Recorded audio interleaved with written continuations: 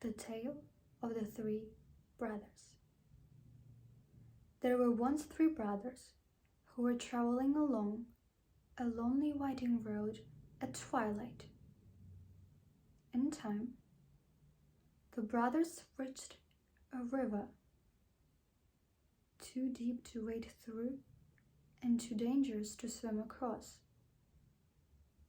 However, these brothers were learned in the magical arts, and so they simply waded their wounds and made a bridge appear across the treacherous water.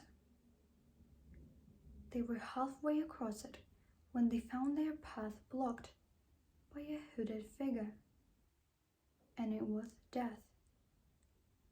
He was angry that he had been cheated out of the three new victims, for travelers usually drowned in the river.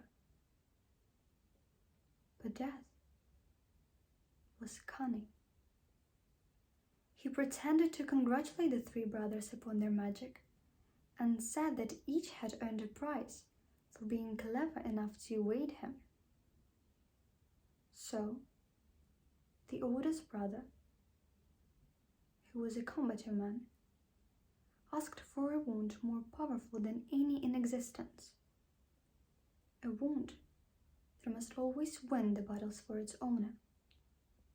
A wound worthy of a wizard who had conquered death.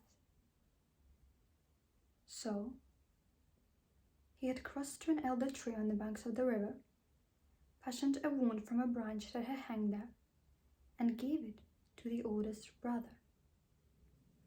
Then the second brother, who was an arrogant man, decided that he wanted to humiliate Death still further and asked for the power to recall others from death.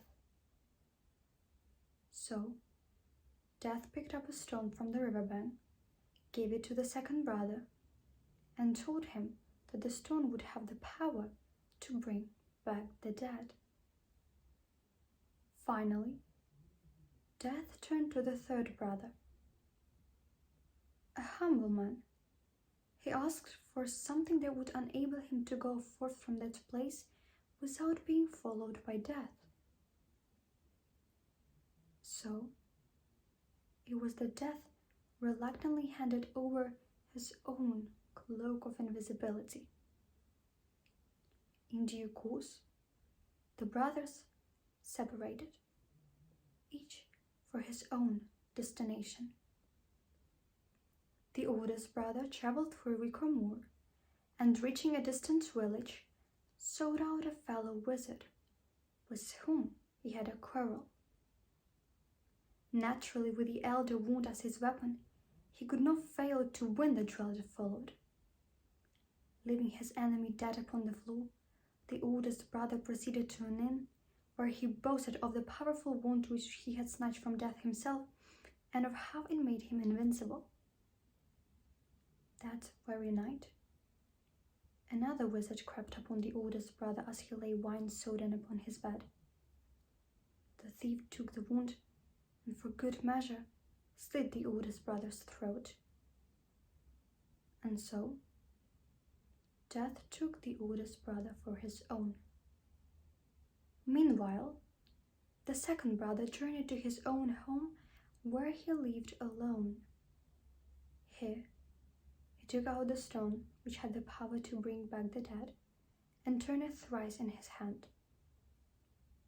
To his amazement and delight, the figure of the girl he had once hoped to marry before her untimely death appeared at once before him. Yet she was sad and cold, separated from him as though by a veil. Though she had returned to the mortal world, she did not belong there and suffered. Finally, the second brother, driven mad by hopeless longing, killed himself, as though to truly join her. And so, Death took the second brother for his own. But though Death searched for the third brother for many years, he was never able to find him.